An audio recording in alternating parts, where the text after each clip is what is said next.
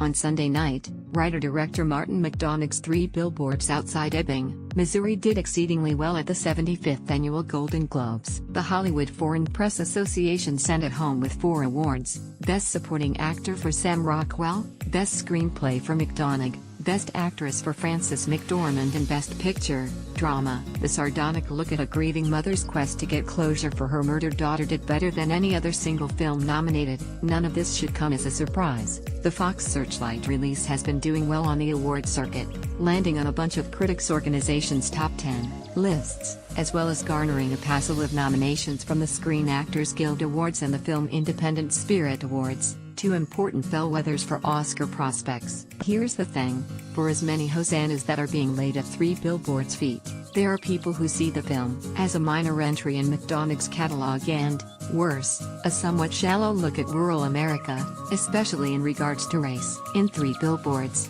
McDormand plays Mildred Hayes, a hardscrabble single mother furious at the fact that the town's chief of police, William Willoughby, Woody Harrelson, has given up on solving her daughter's brutal rape and murder. Hence the erecting of the titular advertisements, all of which publicly hold Willoughby, and, by implication, the Ebbing Police Department, accountable. One of Willoughby's men, Officer Dixon, Sam Rockwell, is introduced to us as a virulent racist who has taken a shine to brutalizing the black people in his town. Now, no movie is one thing. Star Wars is as much about interstellar conflict as it is about a teenager straining against the bonds of farm boy life, and so Three Billboards is about grief and anger, parental and police responsibility, truth and reconciliation. But it is also about class and race in rural America, and on the levels to which McDonagh doesn't actually investigate or interrogate his own storytelling decisions in that regard are frustrating. Minor Three Billboards spoilers, and harsh language, ahead. The film tells us that Dixon is a nigger-torturing cop,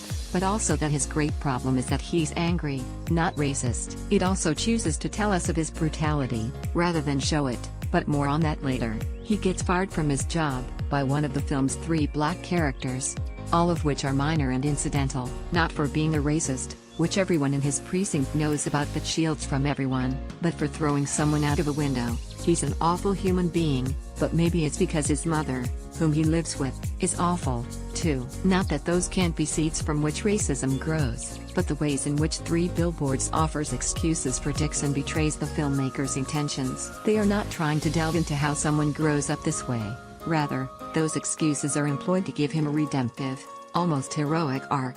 After Dixon is fired, he breaks back into his old precinct and stumbles upon the case file for Hayes' daughter. Just before Hayes herself firebombs the building, Dixon takes it upon himself to save the file from the flames, cradling it like a baby, and gets severely burned in the process. Later, when Dixon rolls into a bar and thinks he's spotted a suspect in the case, he gets into a fight, allows himself to get brutally beaten, so he can harvest a tissue sample. In Three Billboards, pain equals purification. We are asked to forgive Dixon his trespasses because he suffered, not because he reckoned with his own past actions and asked for forgiveness himself. He is never punished, he is tested. The film never holds him to task for brutalizing black Americans in his care, something Three Billboards never portrays, probably because it would be so ugly an act the audience wouldn't even entertain hopping aboard the redemption train. He imprisons a black woman for days, for no other reason than that she's friends with Hayes, but the film lets him off the hook for that miscarriage of justice, just as it lets him off for everything else. Perhaps the members of the Hollywood Foreign Press, notably, not from the United States,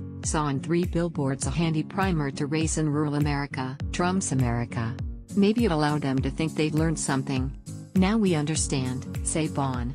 They might have been blinded by the performances, which are legitimately strong and worthy of recognition. McDormand is coiled fury and Rockwell venal failure, but Rockwell's been good for years in movies no one has seen. He even joked about it from the podium. Maybe this cycle is a bit of reward for past slights, but those performances are in service of a film that uses incendiary signifiers like police brutality and rednecks dropping the N-word like forged passports into Authenticityville, and it won Best Motion Picture, Drama, a category that had the temerity to ignore Get Out, 2017's truly essential film about race, which was, for reasons that remain unknowable, classified as musical or comedy. Sometimes, it takes an outsider to be able to look at something and understand the core of it.